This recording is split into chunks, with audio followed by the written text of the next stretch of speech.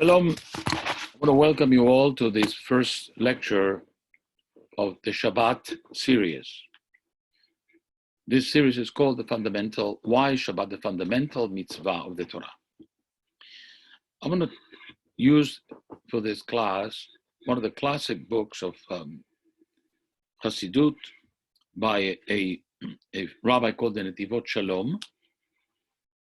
He's a rabbi of the Slonim Hasidim, a dynasty, a lineage founded by Rabbi Avram Weinberg of Slonim in the beginning of the 19th century. The current rabbi of the Netivot Shalom is Shalom Noach Berezovsky, his son-in-law, one of the last rabbis of the Weinberg family, who came to Israel in 1935 and created a yeshiva in Yerushalayim.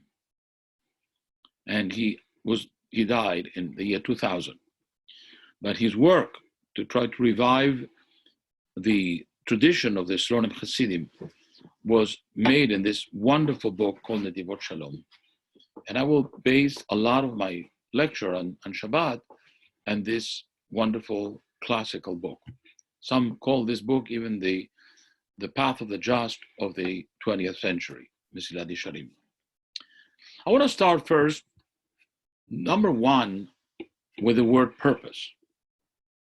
What is purpose? I want to take the example of a song. A song is composed of lyrics and music. Now, sometimes you could hear a song sung by one person, and the audience will cheer, be moved to tears, even join in with great enthusiasm. The same song, with the same lyrics, the same music, somebody else can sing it, and people will be bored, unmoved, untouched. What is the difference? One of them read the book, the words, sang the words with enthusiasm, with a desire to uplift, to move people. The other was just saying the words, pro forma. And of course, his efforts fell flat. On Shabbat, we have all the same lyric, the same words. It depends how we're going to sing it. If we sing it in a way that it's going to be moving us and the people around us, or it's going to be an experience that makes people bored and tired. So the purpose of this book is actually, the purpose of this lecture is to help us, to help all of us to experience Shabbat at the highest spiritual possible level. I want to say that Shabbat is an opportunity. And we have to understand, first of all, what is the purpose of Shabbat? What was Shabbat created? Now, the Zohar, the book of the Kabbalah, says that all the mitzvot have one purpose, one overriding purpose. And that is, as Hashem says, ubot itvak, to be close to Hashem. Shabbat is the primary opportunity for us to experience this closeness to Hashem, as I will explain. It is interesting, when you think about it, to be close to Hashem is a great privilege. We don't see Hashem as being far away from us. We see him close, like a friend, practically. And on Shabbat, we have an opportunity to welcome the presence of Hashem into our homes. There's an interesting explanation of the famous story of Hillel and the convert. You recall that convert who came to Hillel and told him, I would like you to convert me to Judaism, and I'll learn Judaism, but you have to tell me, what is Judaism all while I'm standing in one foot? And Hillel answered him,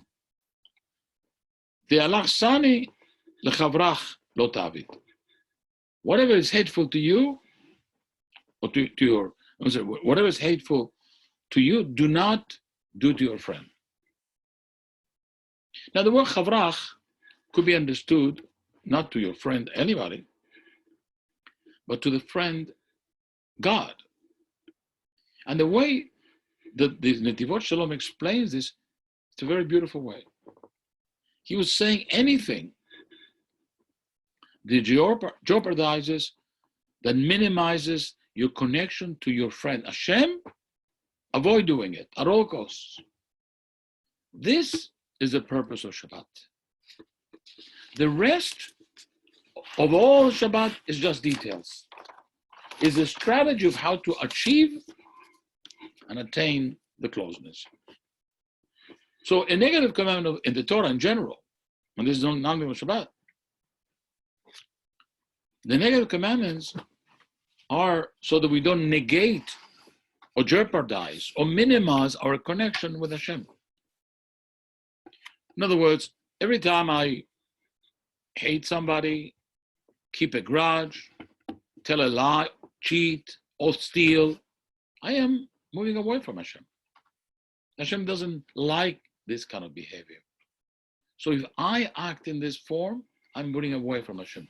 So every time I observe a negative commandment, not to begrudge, not to steal, not to lie, I am doing everything possible so I do not get distant from God. The purpose of a negative commandment is to minimize, to not negate or minimize our connection with Hashem. The positive commandments are to strengthen them. If I visit the sick, if I help a poor bride, I am doing what Hashem is asking me to do. I'm closeness by acting with Hashem. So that, in a sense, is why the Zohar says that the basic theme of all the commandments is precisely this, to be close to Him. You don't want to you observe the negative commandments so you don't minimize your connection with Him. And you do positive commandments to strengthen your relationship with Him. There's a very beautiful story in the Talmud when the students of a certain Rabbi Eliezer, came to him and said, how can we gain the world to come? And he told them, be careful with the honor of your friends. The question is, how does this answer the question? We know that by doing Mitzvah, by doing commandments, obeying the word of Hashem, we get to the Olam Haba, the world to come. So what is he saying there? Be careful with the honor of your friends. The famous Rabbi Nadav Yehuda in the book Tzlach explains with a very profound explanation that the story has to be understood as follows. They were not asking how I'm going to gain the world to come in the future. They were asking how could we taste the world to come in this lifetime? How can we live a life that has harmony, that has pleasure, that has peace in this world? What can we have to do? So he told them, be careful with your friends. And again, the greatest friend of the world for us is Hashem. If we are a friend of Hashem, you are tasting the world to come in this life. And that's what the rabbis call Shabbat, Me'ein Olam Haba. If you experience Shabbat correctly, you are beginning to experience a little bit of what the world to come is going to be like. Of course, we are so busy and difficult in our lives. We're not ready to accept Shabbat. We're not ready. We know we don't travel, we don't take phone calls, we don't do business, but experience Shabbat is not enough. If we don't know what Shabbat is about, Shabbat can be a very long day, even boring. But if we understand that the purpose of Shabbat is to come close to Hashem, to feel the presence of Hashem, with this goal in mind, this is the purpose of this lecture series. Now, I want to tell you something, an interesting point that Rabbi the Mentivot Shalom makes. He says that we can be close to Hashem not only on mitzvot. In reality, every act that we do, even matters which are optional, mundane, are an opportunity. We are coming close to God, or we're coming away from Hashem. That's the purpose. That's in everything. Now he makes a beautiful point. He says that the Yaakov, as he was about to meet his brother after many years, and afraid of what Esav was going to do to him, he sent him some gifts. And he said to the messengers, whoever comes to you and asks you where you're going, you tell them, we're carrying a gift for Esau. The Divot Shalom says, every act that we do is a gift. It's either a gift to God or a gift to Esau. Let me clarify this. Every action that we take is like giving a gift to the spiritual, to the force of goodness in the world, or it's a gift to a foundation that is going to do evil in the world. It's as if we are donating money. Every time we do something good, we're adding money in the bank to a group that spreads goodness in the world. And when we do something wrong, we are adding something in the force of evil. We're giving a gift, a donation to the foundation that spreads falsehood and enmity and hatred in the world. A mincha le'esav, a gift to Esau. So that we have to be careful that we ourselves make sure that we don't give a gift to Esau. And we have to be careful what we do, just as we now are protecting ourselves from viruses that people don't come into us. But we also are concerned about what we don't give to other people. If we are sick, we don't want to transfer it to somebody else. And the Shalom says every act that we do, it's either you're sending a virus in the world or you're sending healing in the world. You're sending a spiritual healing. Now, how to achieve, first of all, the right spirit on Shabbat? I'd like to start with a very basic concept. How do you achieve faith? We all know, I believe in God. A lot of people who are atheists say, yeah, I believe in God. They don't say they're atheists, they believe in God, but God is nothing. It's like a name. What really is a belief, and what is emunah, bitachon, in Hashem? I'd like to quote a beautiful text. The other day on Hallel, we're going to say, He'emanti ki adaber, I believe because I speak. Psalm 116. What does it mean, I believe because I speak? So a rabbi explains, I cultivated faith through speech. How so? I repeat, I speak. I reiterate essential concepts to myself, to others. I speak about these things. I believe in God. I believe that everything comes from Hashem. Sometimes we, in our busy lives, we forget. We act as if there's no God, as if we don't even believe in God. So we have to constantly speak about these things. Shabbat is a perfect opportunity for us to reiterate an important concept. Because everything, Shabbat is about the creation of the world. If it were not for God, we would not be here. The whole concept of Shabbat is to remind us whether there is a world, who created it, what are we doing here? So on Shabbat, we have an opportunity to develop a fundamental concept that there is a God who created the world. And by speaking about it in the songs, in the speeches that we make, in what we hear, this is a reiteration, and we should continue talking about it. The more we talk, the more we hear, the more these words are resonating around us, the more our faith will grow. And Shabbat is in itself the perfect opportunity to strengthen these concepts and these ideas. So it's not just enough to make kiddush, not enough just to eat nice food or go to a kiddush, as we do all the time. We have to remember, what's the purpose? What is the reason for Shabbat? And to realize, and we speak about it all the time, that this is the day that God gave us to think about. He created the world. The reason that we don't work on Shabbat is precisely to highlight this point. We don't need to work every day because there is a God who maintains the world. We have to work 6 days. But one day we stop in order to show there is a God, that we believe in God. And that's one of the things that we need to do on Shabbat.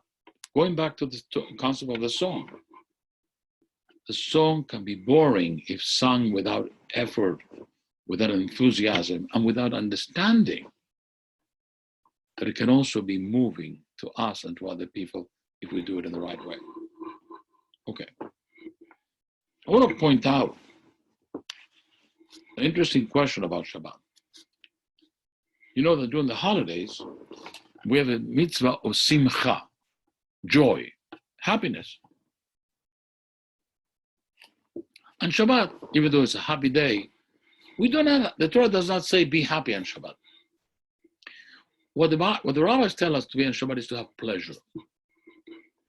I want to explain the difference between happiness and pleasure. Happiness is when we are singing or dancing or moving, like in a wedding or a party. And that's what we have to do with the holidays. But a Shabbat is more profound. Because happiness sometimes can go away or can be very superficial. Pleasure comes to the deepest part of our souls. Pleasure is something that one can relish for a long time. And think about it. Happiness, you can be happy and then the next moment not. But pleasure, the sense of satisfaction and fullness of feeling, that can last a lifetime. Okay. Let me refer to one of the famous statements of Shabbat. In the Torah says, "V'shamru b'nei Yisrael Shabbat." The children of Israel said Shabbat. La'asot Shabbat brit olam. For generations they'll make the covenant. And then it says, "Beini ubein b'nei Israel." Between me and the children of Israel. Now, what between me and the children of Israel? What? What is there in between me and the children of Israel? So the Divat Shalom makes a very beautiful point here. He says that in everything in the world, there are elements that are separated, and there's something that connects one to the other. In other words, it goes from A to B, between A and B, something connects them, a connector. The Arizal, the Kabbalah mentions that there are 4 levels in creation. The inanimate, the vegetable, then the animal, and finally man, the speech person, medaber. The Arizal says that there is always something between one level and the other. It's not just 4 separate pieces. It goes from one to the other. And it says that there is a mediator between, he says the coral is actually a mediator between the inanimate and the vegetable. Now, it's, we have to study botany and zoology to find some element that goes from the vegetable to the animal eventually to man. If there is a connector between them, it's a question of anthropology. But the point that he makes is that everything needs to have a connector. The connector between us and Hashem is Shabbat.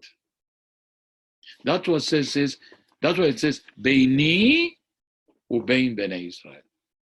Shabbat is the mediator between us and Hashem. And is also the connector, as we said before, between this world and the next world. So a proper Shabbat observance should give you the feeling that you are not in this world anymore. And a proper observance of Shabbat, well, the attire, the speech, the food, everything on Shabbat should be different to highlight, to help us understand that we are in a different dimension.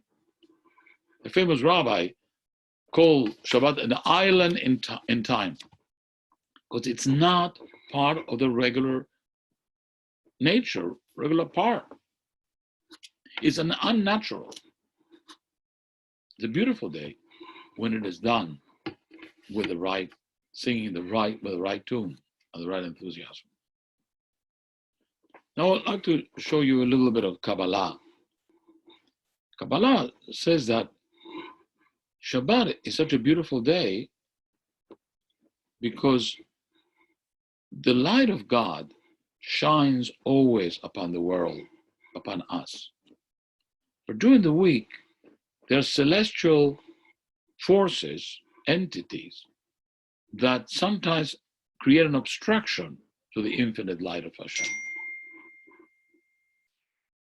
But on Shabbat, all these entities are aligned in such a way that they create a clear path for the divine light to illuminate the world and its inhabitants.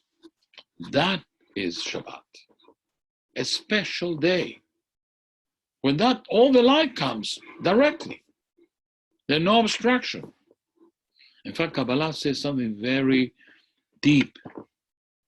The forces of negativity, the forces of punishments, all these forces are inactive on Shabbat. They cannot work. The light of Hashem is so powerful that it negates all the other forces. And that is what it says. All offensive forces and agents of punishments, all of them flee and move away from Hashem, from Shabbat. Somebody once said that Shabbat is in a parable comparable to a king who sent the son on a secret mission to further the interests of the kingdom. But the place where he sent them to had a lot of enemies, a lot of people who could hurt him. So on Shabbat, once a week, the king would send them additional forces, additional messages to protect him, to make sure that nothing happened to him. In a way, this is the neshama, the soul of all of us, has come to the world, a place of a lot of foes, a lot of enemies that hurt us, that could hurt us. And we have a mission. We come to the world to do a mission. And Hashem sends us every Shabbat a little bit of an injection, a little bit of a message to make us so that we do not fall. We do not become depressed. We do not falter. Another image that the rabbis give is a person who's going on a trip, and suddenly in the middle of the journey, he is very tired. And he needs some water. He needs some refreshment. He needs some rest. And suddenly he sees a place that has all the things they need, and he sits and rests. Shabbat is, in the week, we're walking on a journey. Now, Shabbat is a day like no other. And that's why the rabbis say Shabbat, the observance of Shabbat, is comparable to all the other mitzvot. And as I explained to you, the reason it is like the other mitzvot is because it contains all the elements of what the mitzvot are about, to be close to God. For 25 hours. We say 24 plus, we have to add a little bit at the beginning, a little bit at the end. So every Shabbat is about 25 hours. We have an opportunity to be away from everybody.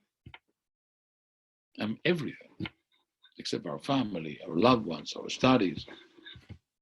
It's a day that it's incredible.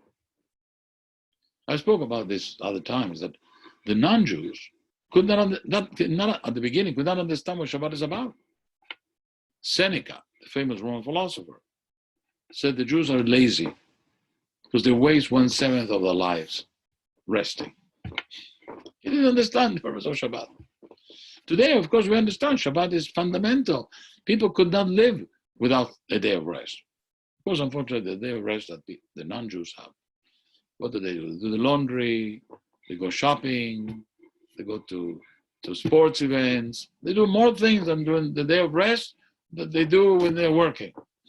Sometimes people need a rest, go to work to rest from the weekend.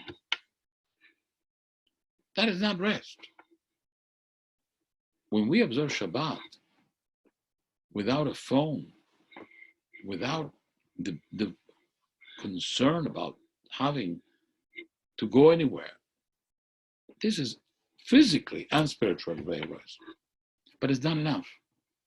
Not enough to have as a day of rest and you go to sleep. It has to be a day of the mind rest. The mind does not rest always when you sleep. For the mind to rest, you have to understand the purpose of this day, to have the right thoughts, to be able to bring in through the food, through the songs, through the words of Torah, to bring something spiritual to the home, to really make it that you are not in this world.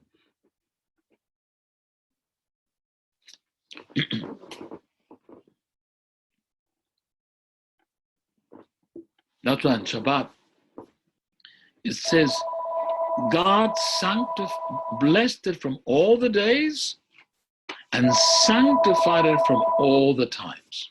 Call from Linda Birkin. Blessed it from all the days and sanctified it from all the times. It's a special day. The rabbis point out that Shabbat is such a day that it is a specific Jewish day, an opportunity to be a Jew. The rabbis say that, the Rambam says that a person who doesn't keep Shabbat is almost as if he's saying he's not a Jew anymore. And the reason for that is that to be a Jew means to observe Shabbat.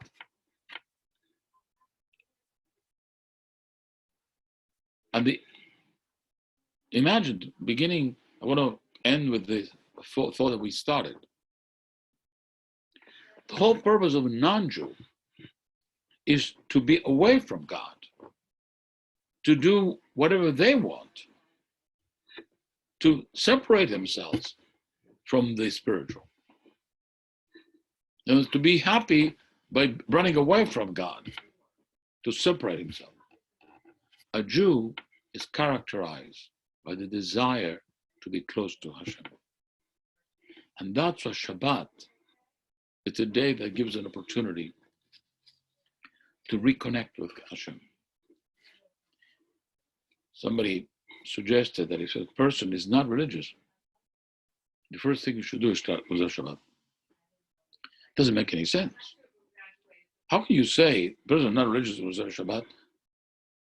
It's one of the most difficult things to do. But for 24 hours, he's going to sit and do nothing. Yes, because when he begins to experience Shabbat, he will begin the process of return. I want to end with one of my favorite stories, a true story that happened to me.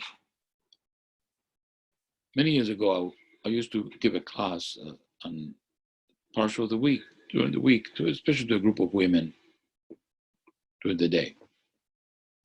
And in this class, a woman attended, and every time I mentioned something about Shabbat, incidentally, she would raise her hand and say, Rabbi, I cannot understand. How is it possible the whole day to do nothing? I work all day, I need to do laundry, I do shopping. Impossible to do Shabbat. And I will give her an answer in some way. And the conversation will be over there. And then the next time I would mention something about Shabbat, she would say the same, Rabbi, I was a pastor to keep Shabbat and so on and so forth. And finally, I realized that if I mention Shabbat, she would start asking me questions. So I stopped talking about Shabbat. I should mention other things. The Shabbat I couldn't talk because I knew that she would come with the same arguments. And one day, out of the blue, she says to me, Rabbi, I want to talk to you about Shabbat. I said, oh my God, I didn't mention anything. Why you now suddenly talk about Shabbat? What happened? She says, I want to tell you something, Rabbi. You know, for many years I've been telling you, and I don't understand, how can a person live without Shabbat, with Shabbat? But the other day, I experienced Shabbat, what it is. And now I can tell you, I don't know how people can live without Shabbat. The true story. A woman who became religious because she experienced Shabbat. Now, I don't think it's a day of magic, but it's a day, if you follow the Kabbalah, that brings the light, the divine light, to shine directly unto you. And that's one of the reasons before you start Shabbat, you have to open your heart. Do Kabbalat Shabbat. Don't enter Shabbat. Let the Shabbat come into you. Receive Shabbat. Allow the Shabbat to enter you.